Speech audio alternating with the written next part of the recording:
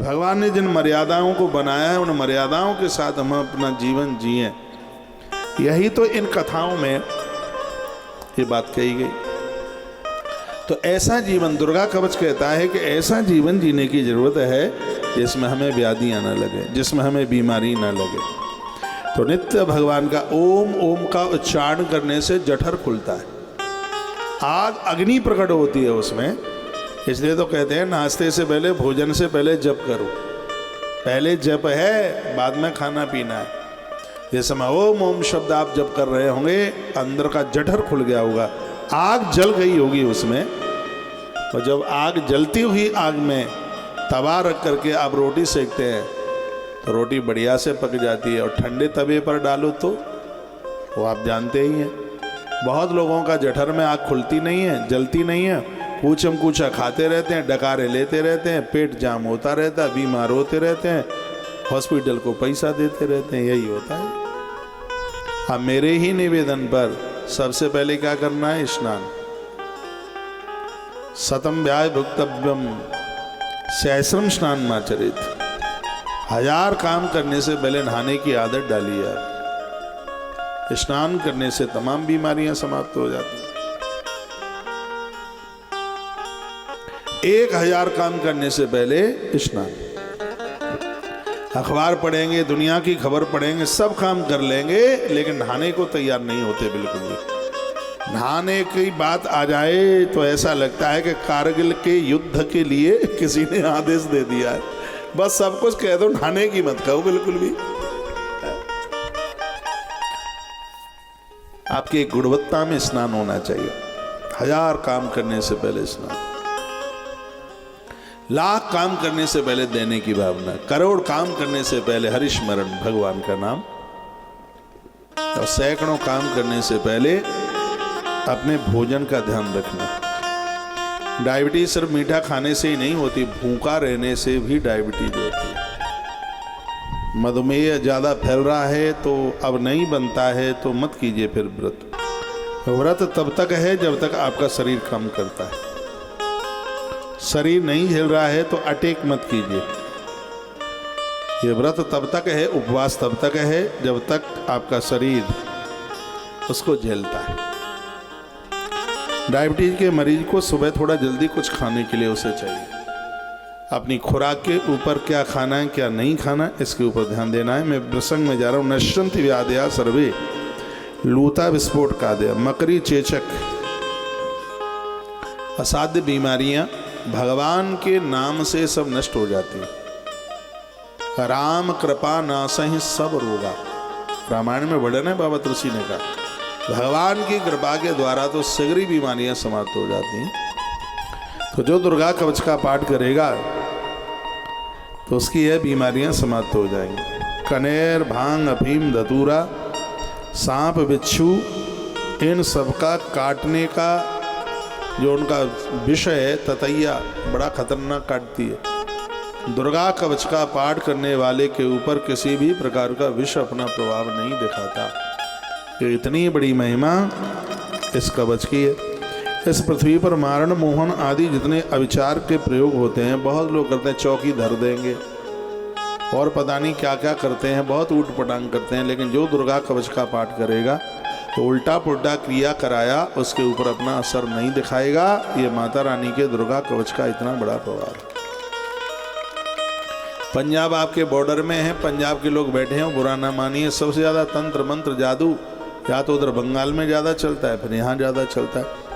मैंने तो वो ऐड में देखा है, वो टीवी के नीचे चलता रहता है, वो चलता रहा है, इस नंबर पर संपर्क कीजिए, प्रेम विवाह, लॉटरी, पैसा, मकान, दुकान। किसी को अपने वशीकरण में, पत्नी पति को वशीकरण में करना चाहती है, वश में करना चाहती है, तो एक बार वो हमसे संपर्क कर ले। वो ऐसा पूरा का पूरा ऐड चलता रहता है। कभी कभी तो बहनें मेरे पास भी आती हैं और कहती हैं महाराज जी पति वश में हो जाए, कोई उपाय है क्या? हाँ पूछते हैं, ऐसा उपाय बता दो कि वशीकरण सिद्ध हो जाए। मैं कहता हूँ हाँ उपाय है।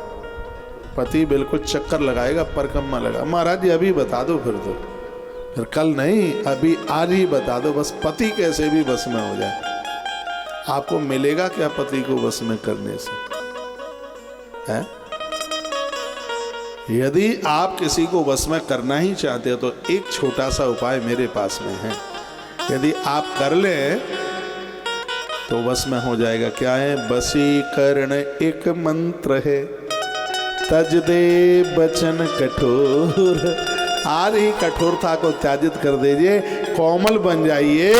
एक पति क्या, पति को बनाने वाला परमात्मा भी आपके बस में हो जाएगा। बस वाणी को ठीक कर लीजिए, बढ़िया कर लीजिए, सहज सरल ऐसी वाणी बोलिए। आपके पति लोग मुझसे उतना नहीं डरते हैं जितना कि तुमसे डरते हैं। तुमसे बहुत भयभीत है। मैंने कहा तुम घरवाली से इतना क्यों डरते हो? तो कहता शेर पर बैठी है इसलिए।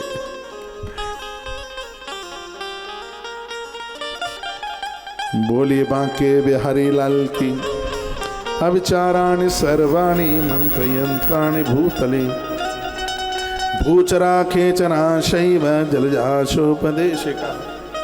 अविचार वगैरह ये जितना भी मारण वारण के जितने भी मंत्र हैं, दुर्गा कवच करने वाले के ऊपर वो सब फैल हो जाते हैं, उसके ऊपर अपना असर नहीं दिखाते। भूत प्रेत डाकनी शाकनी, अंतरिक्ष में उड़ने वाले, पानी में रहने वाले, ब्रह्म राक्षस बेताल, ये सब जो अनिष्टकारी हैं ये सब दुर्गा कवच के सामने फैल हो जाते हैं। जा रहे हैं आप? ठीक है, ठीक है, ठीक है।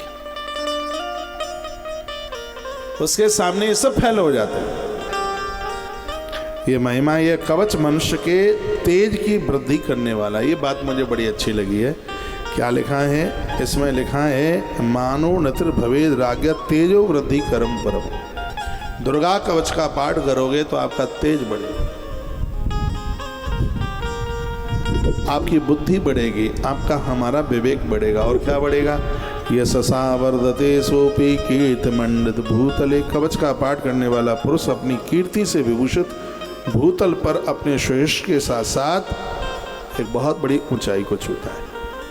जो पहले कवच का पाठ करके उसके बाद फिर वो दुर्गा सप्तशती का पाठ करते हैं तो उसका फल क्या है? एक बात मैं और निवेदन करूंगा, यदि आप दुर्गा सप्तशती का पाठ करते हैं तो कवच का पाठ करने के बाद ही कीजिए, तो ये दुर्गा सप्तशती के पाठ की महिमा। इसमें लिखा है जो भी कोई दुर्गा कवच का पाठ करने के बाद ही दुर्गा सप्तशती का पाठ करेगा तो उसका फल क्या है? जब तक वन पर्वत और ये धरती रहेगी, ऊपर आकाश रहेगा, तब तक उस व्यक्ति की संतान परंपरा आगे बढ़ती रहेगी, वंश बढ़ता रहेगा, उसका वंश डूबेगा नहीं, अस्त नहीं होगा। ये दुर्गा कवच की इतनी बड़ी महिमा है। यावद भूमंडलम धत्ते सशैल वन काननम ताव तिष्ठत मेदिन्याम संतति पुत्र पौत्र। बेटा बेटियां सब विस्तार होता रहेगा। यह दुर्गा कवच का अपने आप में इतना विस्तार है, इसलिए सजग और समझदार लोगों को चाहिए माता रानी का दुर्गा कवच का पाठ और रोज करते रहे, आनंद हो जाएगा, बहुत आनंद हो।